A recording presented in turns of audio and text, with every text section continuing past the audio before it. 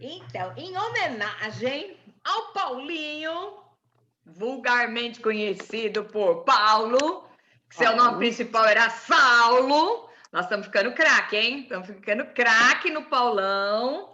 E eu quero conversar com vocês. Fortes emoções para quinta-feira. Corações abertos, mente aberta. É melhor a mente estar mais aberta do que o coração. Ainda bem que nós estamos no computador, vocês podem jogar tomate em mim, que eu não vou nem ligar. Mas, então, como na quinta-feira nós estudamos sobre a vida de Paulo, eu queria falar um lance muito legal hoje. É uma mensagem curtinha, mas é para a gente ficar pensando. Achei muito legal a Dinaí que pôs durante a semana. Jesus, I give my life. É isso aí. Todos os dias a gente, com isso, com esse pensamento, eu vou deixar outra frase para vocês hoje, tá? Que eu gostei dessa ideia. A Dinaí me motiva. Eu dei a ideia, ela entrou na carona e foi embora, então agora tem outra. Azar de vocês, eu sou retardada. Vocês me dão ideia, eu pego carona e vou embora. Azar. O dia que vocês quiserem me segurar, filha, desliga, me bloqueia. Tá bom? Então vamos lá. Quando a gente olha, nós vamos falar de Paulo antes, mas quando nós olhamos lá no Gênesis, então nós sabemos que é Abraão, né? Abraão foi chamado pai da fé, onde começou o povo de Israel, começou por Abraão, depois nós vamos estudar sobre a vida dele, tá? Para ver alguns detalhes extras, mas eu quero só falar uma coisa de Abraão. Abraão foi tão importante, tá? Que quem faz direito, talvez saiba, que o Código de Hammurabi, tá? É usado até hoje na faculdade de Direito do Brasil, dos Estados Unidos, eu não sei todos os países, não vou arriscar falar todos os países, mas todos os países organizados com uma estrutura legal parecida é baseado no Código de Hammurabi. E Hammurabi era contemporâneo de Abrão.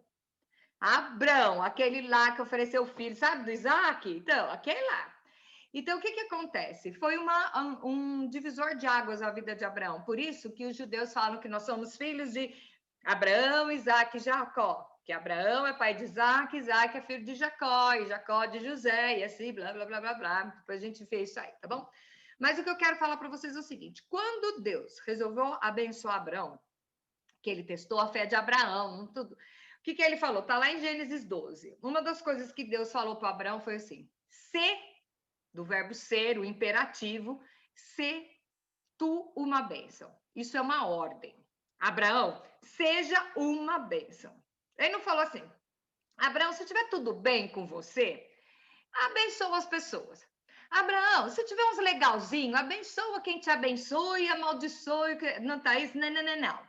Abraão, se tu uma bênção. E o que eu acho grande barato de Deus, que quando Deus fala coisas curtas, é para não negociar, tá? Então, quando tem toda aquela descrição em volta, aí são as variantes. Quando uma frase é assim, é uma ordem. Então, a Bíblia diz, primeiro mandamento com promessa, honra teu pai e tua mãe para que te prolongue o dia sobre a terra. Ponto. Independente se o seu pai e sua mãe for legalzinho, for bonzinho, ponto. Tá dizendo, e é com consequência, tá? E aqui ele falou, Abraão, se tu uma bênção. Então, eu quero perguntar para vocês, e vocês não vão me responder, vocês vão ficar pensando aí durante essa semana, se você está sendo uma bênção, tá? Então, é muito fácil você ser uma bênção quando você está linda, maravilhosa, deslumbrante, que nem a Sayonara chegou aqui, que a hora que ela entrou foi um raio de sol que entrou na minha sala, né? É muito fácil você ser uma bênção assim, do que quando eu estava... Gente, ontem eu trabalhei das 7 às 10h30. Às 9h30, eu já estava com a cara inchada, porque todo mundo que entrava me perguntava da minha mãe, né? Então, eu chorava mais um pouco, cansada, com fome, com dor em tudo que é canto, e pensando, meu Deus, será que eu consigo ser uma bênção nesse estado de putrefação que eu estava, tanto físico como emocional? Eu faço progressivo, então eu já vou prendendo cabelo, que o cabelo vai me arruinando tudo. Eu comecei às 7, né? Então eu já estava com o cabelo preso assim, sem maquiagem, porque eu estava chorando o dia inteiro, já acabou que inchada, sentindo aquele cheiro de progressiva, sem comer E eu falando, eu preciso ser bênção na vida de alguém. E a cliente das 6 atrasou, bandida, chegou às 7. Eu queria arrancar o fígado dela. E depois eu descobri que eu não fui fazer o cabelo dela. Ela veio fazer terapia. E nós ficamos até as 10h30, batendo papo. De 8 tinha ido no encontro de pastores, a Rebeca foi na casa do pessoal da igreja. Eu não tinha mais nada que fazer mesmo, né? Então não podia botar ela para fora. E foi lá. E foi um desafio para mim. E eu conversando com ela e pensando assim: eu tenho que passar por cima da minha dor, do meu cansaço, porque essa moça não veio aqui à toa, tá? Então, não é fácil. Não é fácil. Então, é assim, quando eu estou falando com pessoas estranhas, eu estou num momento muito, assim, complicado. Porque quando eu estou falando com pessoas estranhas, até eu consigo, tudo bem. Mas eu vejo um conhecido que sabe o que eu estou passando, eu desabo chorar. Entendeu? E eu não posso fazer isso. Eu não posso fazer isso. Eu tenho que ir me acostumando com isso. Um dia eu chego lá. Daqui a uns 2 anos a gente conversa, ver se eu já superei, tá? Então, o que que acontece? Ser tu uma bênção. Então, eu vou falar do Paulo hoje, de uma situação que tudo que ele não queria é ser bênção na vida de ninguém. Tudo que ele queria é não ser bênção. O que que Paulo fez? Nós já estudamos na quinta-feira tudo que ele sofreu, como foi a conversão dele, que ele teve os olhos queimados e que Jesus, o próprio Jesus falou para ele, o próprio Deus falou para ele: agora você vai saber o que é sofrer por amor do meu nome.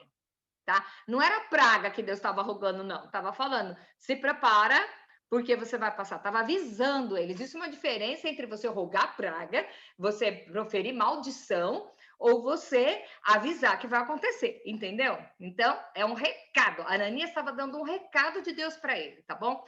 E aí o que acontece? E foi, assim foi, né? Chega uma hora lá, que eles estão lá em Atos 16, nós vamos ver que Pedro, Paulo e Silas, eles foram açoitados. Sabe o que é açoitado, gente? Aquele chicotinho que dói pra caramba, que é não sei quantas chicotadas. Eu não entendi essa conta, porque em cada texto fala que tinha que ser um número aí. Aí, por exemplo, tem um lugar lá que tinha que ser 100, mas como era cidadão romano, não podia ser 100, então deram 99. Eu não sei o que mudou, filha, porque depois da quinta eu já tinha desmaiado, entendeu? Então, tanto faz, né? Mas tinha toda essa legalidade nessa época. E aí o que acontece? Agarraram Paulo e Silas, eles estavam pregando, eles tinham acabado de libertar um espírito adivinhador de uma menina, tá? Que existe. Muitas vezes existem pessoas que vêm falar coisas para você, você pensa que é de Deus, que é espírito, que é dom de profecia, mas é espírito de adivinhação. E Paulo e Silas, os dois estavam lá, e chegou essa menina adivinhadora. Eu nem vou me deter aqui, porque nós temos muita coisa para falar, mas ela chegou e começou a falar, e eles repreenderam e sabiam que aquilo não era de Deus, embora... Então, muitas vezes vem alguém para você e fala, eis que te digo, blá, blá, blá, blá, blá, e às vezes não é Deus falando. Não é Deus falando, é espírito de adivinhação. E a gente não pode compactuar com isso aí, tá? E aí eles tinham acabado de libertar essa menina, e o que acontece? Essa menina era escrava. Então, como eles libertaram a menina desse espírito, acabou o rendimento do patrão dela. Aí eles ficaram meio bravos, mandaram prender Paulo e Silas. Eles foram achibatados, né? Achibatado, que negócio, né? Quem lembra da escravizaura é a visão mais forte que a nossa geração tem de chicote, né? Então, depois eu explico, Sayonara. Tem lá uma hora que a gente vai falar sobre isso. A Sayonara está perguntando sobre a profecia e o espírito de adivinhação, tá? Mas então, o que acontece? Aí, eles estão presos lá, e aqui a palavra diz que eles foram acorrentados no tronco pelo pé.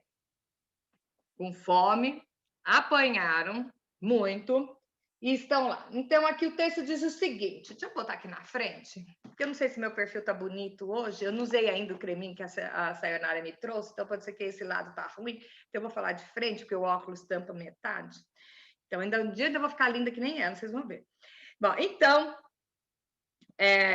prenderam, deram muitos açoites e lançaram no cárcere, ordenando ao carcereiro que os guardassem com toda a segurança. Acho que enquanto eles estavam presos lá, o pessoal estava pensando o que nós vamos fazer com esses dois amanhã cedo, né? E o carcereiro, recebendo essa ordem, levou-os para o cárcere interior e lhe prendeu os pés no tronco. Por volta da meia-noite, Paulo e Silas oravam e cantavam louvores a Deus. Cantavam louvores. Vocês imaginam Paulo falando assim, Silas, olha o que aconteceu com a gente, mano. Mano do céu, o que que a gente vai fazer agora, Silas? E aí Paulo fala, aí Silas assim, não sei, vamos chorar. Eles não ficaram reclamando, vamos cantar. Aí a gente escuta, lembra da nossa avó falando, né? Quem canta seus males espanta? Eu acho que foi baseado na Bíblia, nesse texto aqui, tá? Porque eles começaram a cantar. Só que eles começaram a cantar, assim, lembra um corinho aí, vai, né? Aí um pegou, foi cantar sambão, né? Ou música essas músicas que a gente estava lembrando agora. Então diz que eles estavam cantando louvores. Você consegue louvar o Senhor quando você, por amor a ele, você foi preso, apanhou e tá preso com o pé no fundo do cárcere, no andar mais baixo. Vocês sabem que os cárceres eram feitos no esgoto da cidade, né? Cheia de água de esgoto, caca passando pelo seu pé. Será que por um instante eles não pensam assim? Deus me traiu, porque eu tô fazendo o que ele quer e eu tô passando por isso? Será que. Ou então, ai, Deus, aí você não é tão pecador, você é mais santo, tá? Então você fala assim: Deus está preocupado com os famintos da África, e ele não se preocupa comigo porque eu sou forte, eu posso suportar. Você acha que Deus se esqueceu de você em algum tempo, né? Eles estavam nessa situação por pregar, devia estar pensando assim: Deus nos abandonou. Deus tem muita coisa para pensar. O que nós vamos fazer? Em vez de um ficar chorando e passando remedinho nas costas do outro, eles começaram a cantar louvores e orar. E aqui fala, os demais companheiros da prisão escutavam. Quem eram os companheiros da prisão? Eram os irmãozinhos da igreja? Não. Era a família deles? Não. Era o povo legalzinho lá que estava intercedendo por eles? Não. Era todos bandidos. Todos os bandidos estavam presos lá. Então, era assim, de acordo com o seu delito, era pior a prisão. E os cristãos eram sempre postos no pior do pior, sobretudo com os bandidão, né? E aí, os companheiros de prisão escutavam. À meia-noite, eu já falei isso para vocês. À meia-noite e já é um novo dia, certo? Né? Você está dormindo, ainda está escuro, mas já é um novo dia. O que a Bíblia diz? O que o Salmo fala sobre o choro? O choro pode durar a noite inteira, mas a alegria vem pela manhã. Às vezes amanhã não amanheceu ainda. Às vezes amanhã é a meia-noite e porque já é um novo dia. Quando Jesus foi crucificado, Jesus morreu, foi sepultado, o que aconteceu? Os discípulos ainda estavam chorando o luto de Jesus e já tinha amanhecido domingo e já era um novo dia, ele já tinha ressuscitado.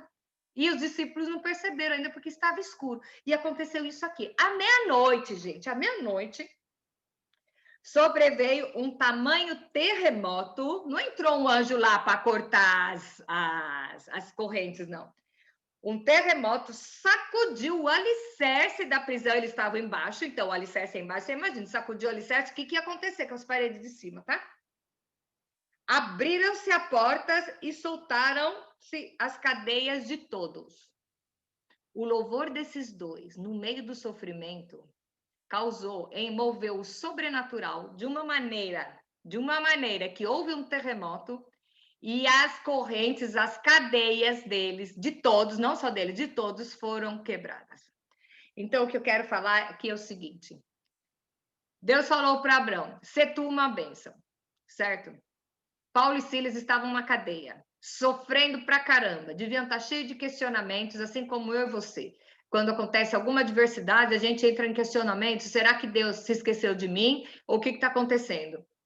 Eles passaram por cima de tudo isso e começaram a cantar. Quando eles começaram a cantar, eles mudaram a própria sorte. Só que olha o que mais barato disso: eles mudaram a sorte de quem estava do lado deles. Então, a sua postura no meio da sua prisão, do seu sofrimento, pode mudar a sua história e pode mudar a história de quem está do lado vendo você. Tá? Então, sê tu uma bênção, mesmo no cárcere com o pé amarrado no tronco. É fácil? Não é. É você reconhecer que Deus é bom o tempo todo, até quando Deus leva sua mãe e você não pode ver. Deus continua sendo bom. Deus é bom o tempo todo. Quando você está em festa, quando você está com dor. Quando você recebe um diagnóstico triste de um médico, ele é bom. Quando ele te dá a cura, ele é bom. Quando ele leva uma pessoa que você ama, ele é bom. Quando entra uma perseguição, ele é bom, porque Deus é bom o tempo todo. Então, a sua postura é que vai fazer a diferença. Lembra de um estudo que nós fizemos da batata, da água, a batata e o ovo? E a Ana ainda complementou com o café, que foi o máximo, a cerejinha do bolo, né? Então, o que acontece? A diversidade vem para você. Então, você pode amolecer e dissolver que nem a batata, você pode ficar firme que nem o ovo, você pode mudar a água que nem o café. Amei, viu, Ana? Amei, porque é bem isso aí. Tá? Então, o que acontece? Qual é a sua postura na prisão que você está? Decepcionado com Deus, sabe? Reclamando porque você teve uma má sorte e você está contaminando, né? Porque existe uma diferença entre contagiar e contaminar. Contagiar é de alegria, contaminar é de tristeza. Então, o que acontece? Eles cantaram no meio. Você acha que eles estavam a fim de cantar, gente? Desculpa aí, não estava. Não estava. Tá? E eles cantavam mesmo assim. Tem muitas coisas que você não precisa fazer feliz, você só tem que fazer, tá? E aí o que acontece? Teve um terremoto, caíram as correntes, caíram as paredes e os presos ficaram lá. E o grande barato é o que aconteceu com o carcereiro. No versículo 17, diz assim: o carcereiro despertou do sono e, vendo abertas as portas do cárcere, puxando a espada, ia se suicidar, porque falaram para ele o quê?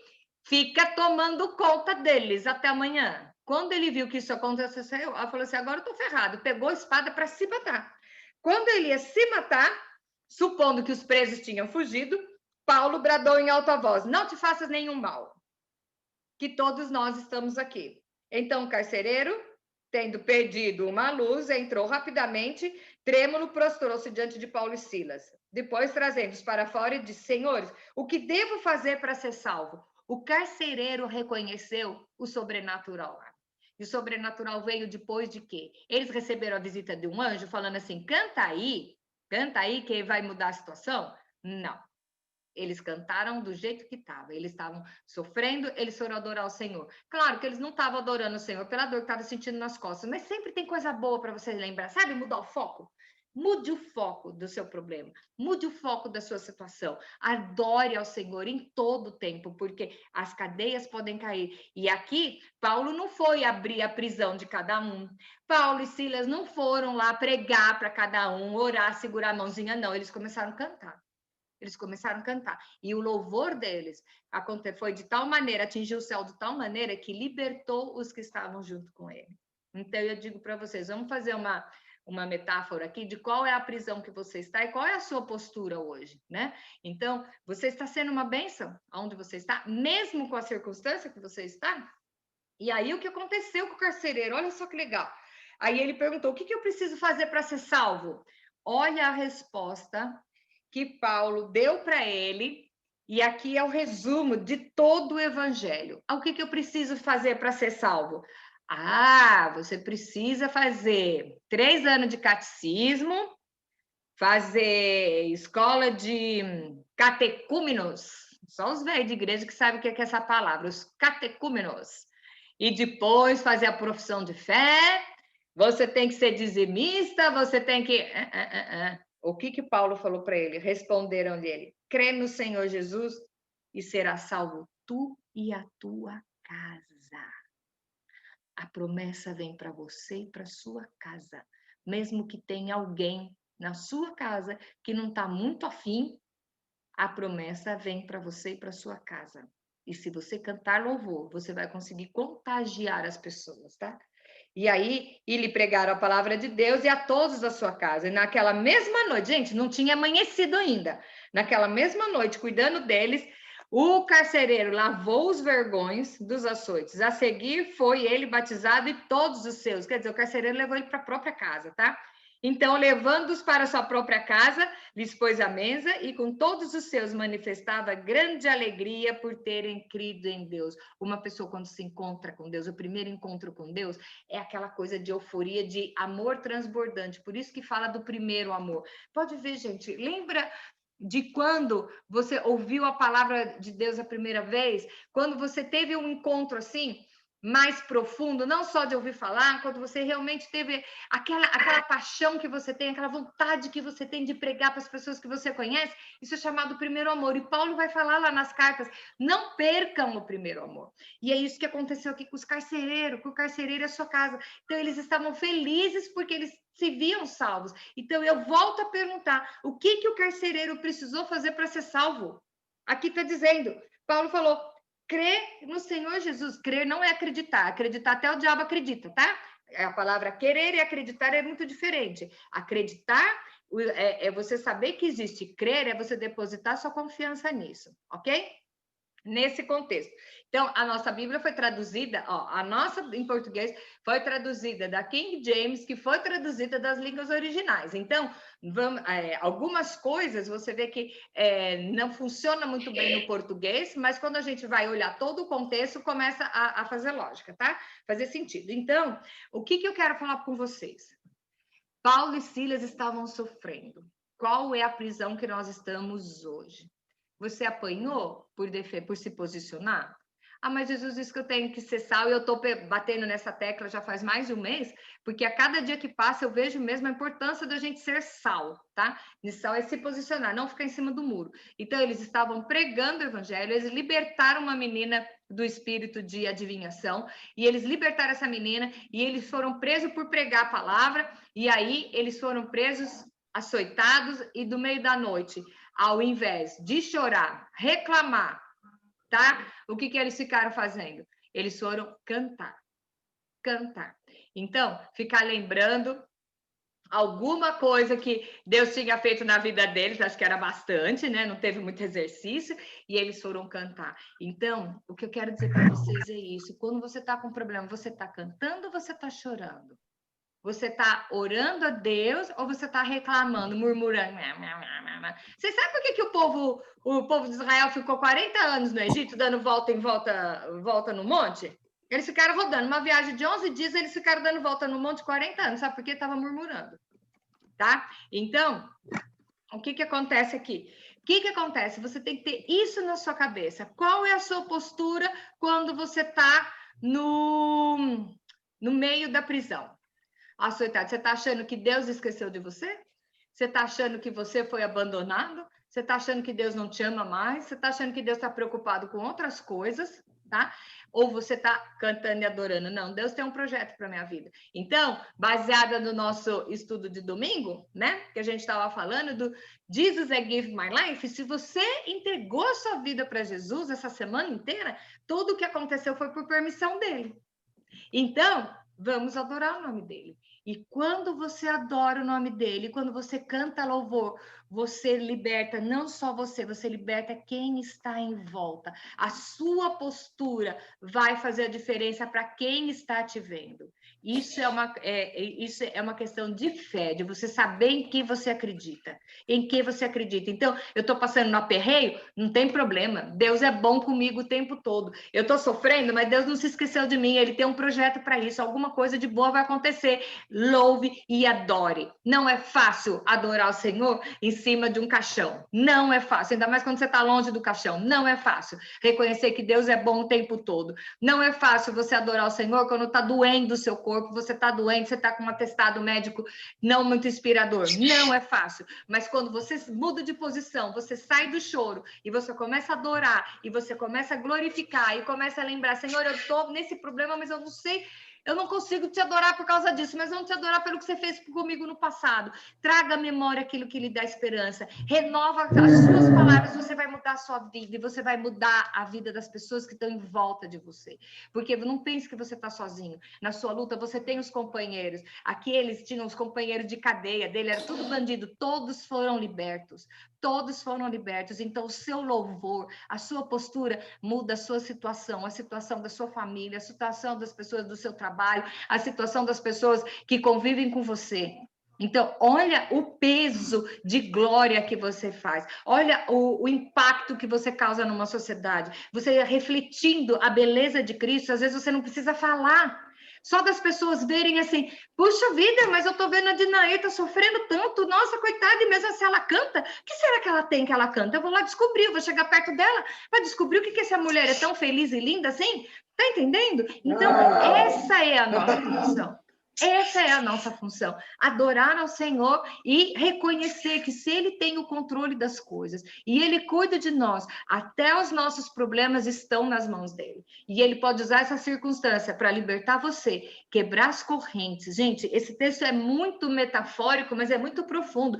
Quebra as correntes, quebra a cadeia, liberta os que estão em volta de você e até o carcereiro começa a seguir a Jesus por causa do seu testemunho. Aqui ele não xingou ninguém, eles não fizeram nada, eles começaram a cantar. Eles começaram a cantar e adorar.